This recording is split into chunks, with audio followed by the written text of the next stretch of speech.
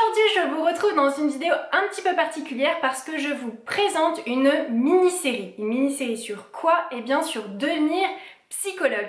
Et on commence tout de suite par tous les clichés que l'on a des psychologues. Parce que oui, il y en a quand même quelques-uns. Alors on va voir ensemble justement si c'est toujours d'actualité ou pas. C'est parti!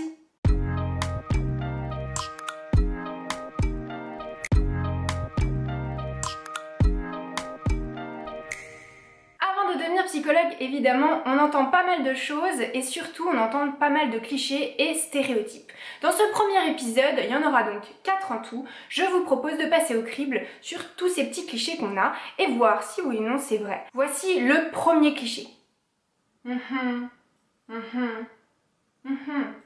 Vous l'aurez compris, le premier cliché, c'est que les psychologues, ça ne parle pas. Eh bien, évidemment, si on est tous dotés de parole, comme tout le monde, alors évidemment, certains psychologues le font moins, ça va dépendre en fait de leur pratique et de leur spécialité, mais la plupart des psychologues parlent. Oui, parce que c'est important dans une séance d'échanger avec son patient.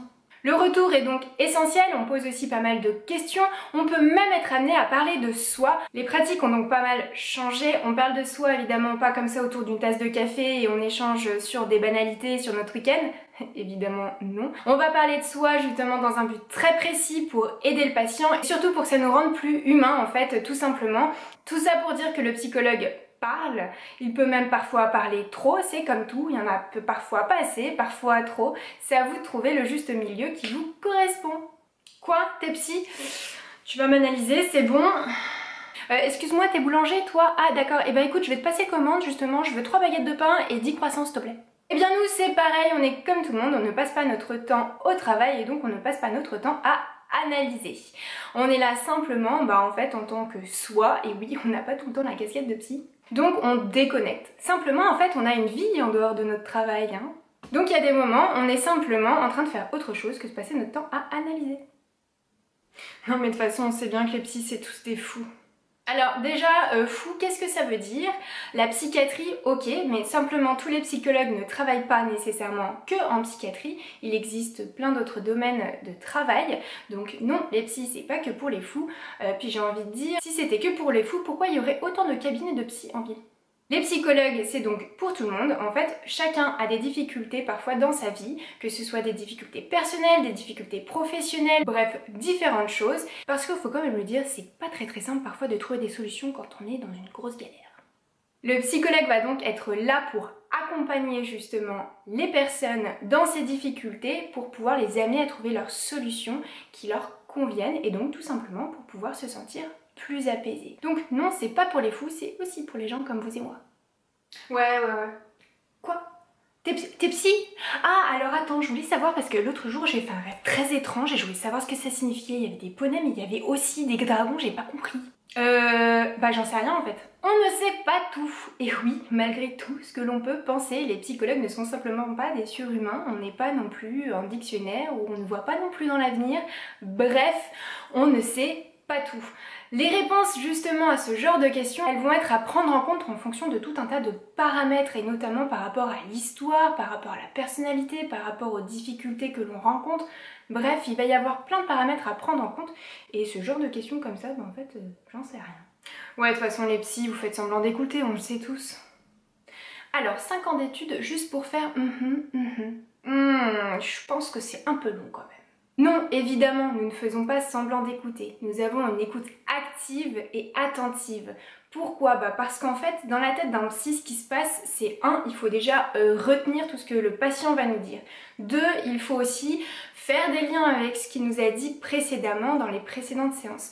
3, il faut aussi faire d'autres liens avec d'autres choses qu'il ne nous a pas forcément dit ou qu'il n'a pas encore forcément conscience. Bref, dans la tête d'un psy en fait ça fuse. Et évidemment en même temps tout ça il faut aussi poser des questions. Oui mais toi t'es psychologue, t'es payé pour écouter les gens se plaindre, voilà. J'ai souvent cette remarque et c'est vrai que je comprends pas trop pourquoi est-ce qu'on parle de se plaindre. Je suis pas vraiment d'accord dans le sens où en fait on a tous des difficultés et parfois on se retrouve tous dans la même galère. Et c'est pas une question de se plaindre, c'est simplement une question d'exprimer ce que l'on ressent et d'exprimer que parfois en fait ça va pas, parfois on aimerait que les choses elles soient différentes, etc. Et pour moi ça ne constitue pas justement une plainte. Donc nous on est là pour accompagner justement les patients dans leurs difficultés et les amener à trouver leurs propres solutions, celles qui leur conviennent, pour qu'ils puissent justement se sentir beaucoup plus libres et apaisés. C'est tellement important finalement de parler de ses peurs, de ses doutes, de ses difficultés, et le fait de pouvoir justement avoir une écoute, c'est juste essentiel. Et ça permet en fait parfois de trouver soi-même les réponses à ces questions. Donc non, le psychologue n'est pas payé pour écouter les autres se plaindre, il est payé pour aider justement chacun à trouver des solutions dans leurs difficultés, à leurs peurs, à leurs doutes et à se départir parfois des croyances limitantes, des dynamiques compliquées dans lesquelles ils se retrouvent. Et ça, c'est du job. Les psys, de toute façon, ça trouve toujours des problèmes là où il n'y en a pas. Alors il faut dire, la plupart des gens qui disent ça ont souvent très peur d'aller voir le psy. Mais la réponse elle est tout simplement non. Pourquoi? Eh ben parce qu'en fait la plupart du temps on fait simplement comme si on voyait rien, alors qu'en fait les problèmes sont parfois là. Et le fait de pouvoir parler, d'échanger, que quelqu'un nous pose des questions auxquelles on n'aurait jamais pensé, ça nous amène petit à petit en fait à simplement arrêter de faire la technique de l'autruche et à voir réellement les difficultés dans lesquelles on est, parce que de toute façon ces difficultés elles vont ressurgir à un moment donné. Donc ces fameux problèmes en fait ils étaient déjà présents à la base et nous on est juste là pour les amener ou pas parfois à les voir. Ça veut pas dire non plus qu'on va toucher à tous les problèmes entre guillemets. Parfois un patient va venir pour un seul souci, on voit qu'il y en a d'autres, mais si lui il ne se sent pas dans la possibilité de traiter ses autres problèmes pour tout un tas de raisons, en fait on n'y touche pas. Quand on travaille sur soi, en fait, ça demande d'être honnête vis-à-vis de soi et à un moment donné, parfois quand on met un peu trop de choses sous le tapis, forcément, si on soulève, il y a des choses qui se passent. Donc non, les problèmes sont simplement déjà présents. C'est toujours la faute de la mère. Eh bien non, c'est pas toujours la faute de la mère. Avant, oui, avant au tout début de la psychanalyse, ça remonte justement à Freud et tout un tas d'autres théories, mais non, la faute, ce n'est pas toujours de la mère. Par contre, ce qu'il faut quand même prendre en compte, c'est qu'en fait, l'enfant va se construire, et il va se construire sur des appuis, et notamment les appuis, c'est les parents. Ça veut pas dire nécessairement que tout est de la faute des parents. Il va y avoir aussi l'école, il va y avoir les amis, il va y avoir toutes les personnes qui gravitent autour de l'enfant. En fait, tout ça, ça constitue justement un environnement, et cet environnement, il va avoir une influence sur l'enfant. Et nécessairement, les parents vivent au moins 18 ans avec l'enfant, donc forcément, 18 ans avec ton gamin, ça laisse des traces.